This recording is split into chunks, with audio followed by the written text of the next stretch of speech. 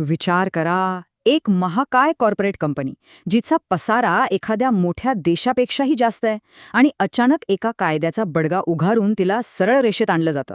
आज आपण बघणार आहोत 1773चा नियमन कायदा म्हणजेच रेग्युलेटिंग ॲक्ट ऑफ 1773.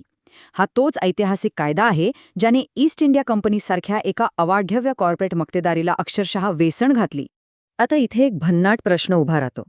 फक्त आणि फक्त व्यापारासाठी आलेली एक खाजगी कंपनी चक्क एका देशावर राज्य करणारी राजकीय सत्ता कशी काय बनली?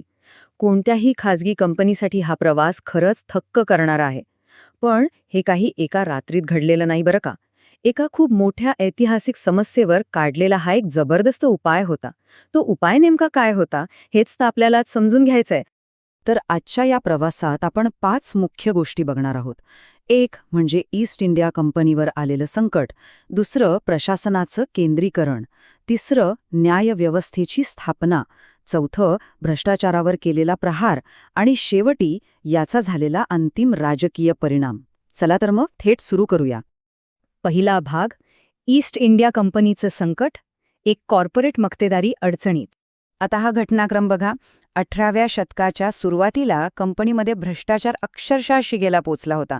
या वाढत्या गोंधळाला कुठेतरी थांबवणं गरजेचं होतं आणि म्हणूनच ब्रिटिश संसदेने 1773मध्ये हा नियमन कायदा म्हणजेच रेग्युलेटिंग ॲक्ट पास केला आणि लगेचच पुढच्या वर्षी म्हणजे 1774मध्ये सर्वोच्च न्यायालयाची स्थापना झाली. हा सगळा घटनाक्रम आपल्याला त्यावेळची परिस्थिती किती गंभीर होती याची स्पष्ट कल्पना देतो. आता गंमत बघा, संपूर्ण व्यापारावर मक्तेदारी असूनही 18व्या शतकात ईस्ट इंडिया कंपनी अक्षरशः रसातळाला जात होती. हे कसं शक्य आहे? तर आतला भ्रष्टाचार इतका भयंकर होता की कंपनीचे कर्मचारी आजच्या काळातल्या एखाद्या बेबंद अब्जाधीश सीईओ सारखे स्वतःचे खिसे भरत होते. पण मूळ कंपनी मात्र पैशांसाठी तडफडत होती आणि वरून त्यांच्यावर कोणाचंच नियंत्रण नव्हतं. खरं सांगायचं तर हे जगातल्या पहिल्या कॉर्पोरेट बेलआउट्सपैकी एक होतं आणि म्हणूनच अखेर ब्रिटिश संसदेला यात लक्ष घालावंच लागलं. आता वळूयात दुसऱ्या टप्प्याकडे, प्रशासनाचं केंद्रीकरण आणि सत्तेचं हस्तांतरण. सत्तेचं केंद्रीकरण करण्यासाठी ब्रिटिश संसदेने फक्त नावात बदल केला नाही, तर एक अत्यंत भक्कम असं अधिकारपद निर्माण केलं. बंगालचा गव्हर्नर हे जुनं पद रद्द करून त्याची जागा बंगालचा गव्हर्नर जनरल या नव्या आणि शक्तिशाली पदाने घेतली. लक्षात घ्या, ही फक्त एक नवीन पार्टी नव्हती, तर स्थानिक स्वायत्ता मोडून काढून सत्ता एकाच ठिकाणी एकवटण्याचा हा एक खूप मोठा डाव होता. आणि ह्या नव्या अत्यंत शक्तिशाली खुर्चीवर बसणारी पहिली ऐतिहासिक व्यक्ती कोण होती? तर ते होते लॉर्ड वॉरन हेस्टिंग्स. हेस्टिंग्स हे भारताचे पहिले गव्हर्नर जनरल बनले आणि त्यांच्या हातात या नव्या केंद्रीकृत सत्तेची सर्व सूत्र आली. आता इथे एक आकडा खूप महत्वाचा ठरतो, तो म्हणजे 4. हा आकडा खूप काही सांगून जातो. गव्हर्नर जनरलला प्रशासकीय कामात मदत करण्यासाठी एका कार्यकारी परिषदेची म्हणजेच एक्झिक्युटिव्ह काउन्सिलची स्थापना करण्यात आली आणि त्यामध्ये नेमके 4 सदस्य होते. एकाच माणसाच्या हातात अमर्याद सत्ता जाऊन त्याने हुकुमशहा बनू नये हेच यामागचं मुख्य लॉजिक होतं. हे प्रशासकीय केंद्रीकरण प्रत्यक्ष कसं घडलं हे यावरून अगदी स्पष्ट होतं.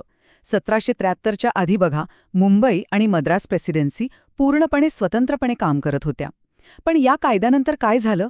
त्यांचं हे स्वातंत्र्य एका झटक्यात काढून घेतलं गेलं आणि त्यांना थेट बंगालच्या गव्हर्नर जनरलच्या हाताखाली आणलं गेलं. इथूनच खऱ्या अर्थाने भारतात एका केंद्रीकृत ब्रिटिश प्रशासनाचा पाया रचला गेला. यानंतर येतो तिसरा टप्पा, न्यायव्यवस्थेची स्थापना, कायदा आणि सुव्यवस्था. आता प्रशासन एका हातात आल्यावर त्याला कायद्याची जोड तर हवीच ना. याच कायद्याची अंमलबजावणी म्हणून 1774 हे साल भारतीय कायदेशीर इतिहासात एका मोठ्या घटनेचं साक्षीदार ठरलं. कलकत्ता येथे फोर्ट विल्यममध्ये भारताचं पहिलं सर्वोच्च न्यायालय स्थापन करण्यात आलं. ही काही फक्त विटा सिमेंटची इमारत नव्हती, तर आधुनिक भारतीय न्यायव्यवस्थेची ती पहिली आणि भक्कम पायाभरणी होती. या नव्या न्यायालयाची रचना अगदी सोपी होती. यात एक मुख्य न्यायाधीश आणि 3 इतर न्यायाधीश होते. आणि सर एलिझा इम्पे हे या सर्वोच्च न्यायालयाचे पहिले मुख्य न्यायाधीश बनले. ऐतिहासिकदृष्ट्या हे नाव नक्कीच लक्षात ठेवण्यासारखं आहे. आता वळूया चौथ्या टप्प्याकडे, भ्रष्टाचारावर प्रहार, नैतिकता आणि नियम. तर इथला सर्वात महत्त्वाचा मुद्दा हा आहे की संसदेने थेट कर्मचाऱ्यांच्या वैयक्तिक लोभावरच हातोडा मारला. त्यांनी 3 अत्यंत कडक नियम लागू केले. कर्मचाऱ्यांनी स्वतःचा खासगी व्यापार अजिबात करायचा नाही. स्थानिकांकडून म्हणजेच भारतीयांकडून कोणत्याही प्रकारच्या भेटवस्तू स्वीकारायच्या नाहीत आणि लाचखोरी तर पूर्णपणे बेकायदेशीरच ठरवली गेली. कंपनीला वाचवण्यासाठी हा एक अत्यंत थेट आणि कडक उपाय होता. पण मग या बेलगाम कर्मचाऱ्यांवर नियंत्रण ठेवणार कोण? त्यासाठी होतं कोर्ट ऑफ डिरेक्टर्स. हे कंपनीचं मुख्य संचालक मंडळ होतं. पण आता त्यांच्यावरही एक मोठं बंधन टाकण्यात आलं. त्यांना आता थेट ब्रिटिश सरकारला अहवाल देणं अनिवार्य करण्यात आलं. म्हणजे बघा, उत्तराधिकाराची ही साखळी आता थेट ब्रिटिश संसदेपर्यंत जाऊन जोडली गेली होती. ही संपूर्ण प्रक्रिया अतिशय स्पष्ट होती. पहिल्या पायरीनुसार कोर्ट ऑफ डायरेक्टर्स भारतातील सर्व कामकाजाची माहिती आणि डेटा गोळा करणार आणि दुसऱ्या पायरीनुसार महसूल, नागरी आणि लष्करी अशा सर्व महत्त्वाच्या बाबींचा सविस्तर अहवाल ते थेट ब्रिटनला पाठवणार. यामुळे कंपनीचा तो अंधारात चालणारा मनमानी कारभार कायमचा संपुष्टात आला. आणि आता शेवटचा 5वा टप्पा, अंतिम राजकीय परिणाम, एका नव्या युगाची सुरुवात. आता ह्या माहितीतली सर्वात रंजक गोष्ट काय आहे ते बघा. 1773च्या आधी ईस्ट इंडिया कंपनी ही पूर्णपणे एक व्यावसायिक व्यापारी संस्था होती. त्यांचा एकुलता एक उद्देश होता नफा कमावणे. पण ह्या कायद्यानंतर चित्र पूर्ण बदललं. आता ती केवळ एक व्यापारी संस्था राहिली नाही, तर तिला कायदेशीररित्या एक राजकीय आणि प्रशासकीय सत्ता म्हणून मोठी मान्यता मिळाली. एका कॉर्पोरेशनचा असा कायापालट खरंच अभूतपूर्व होता. थोडक्यात सांगायचं तर या कायद्याचं सर्वात मोठं यश हे होतं की त्याने एका अनिर्बंध कॉर्पोरेट मक्तेदारीला वेळेवर इमर्जन्सी ब्रेक लावला. कंपनीच्या मनमानी कारभाराला आळा बसला आणि इथूनच भारतीय प्रशासनावर ब्रिटिश संसदेचं प्रत्यक्ष नियंत्रण सुरू झालं. एका विशाल कॉर्पोरेशनला नियंत्रणात आणण्याचा हा ब्रिटिश सरकारचा पहिला मोठा आणि यशस्वी प्रयत्न होता. शेवटी जाता जाता एका प्रश्नावर नक्की विचार करूया.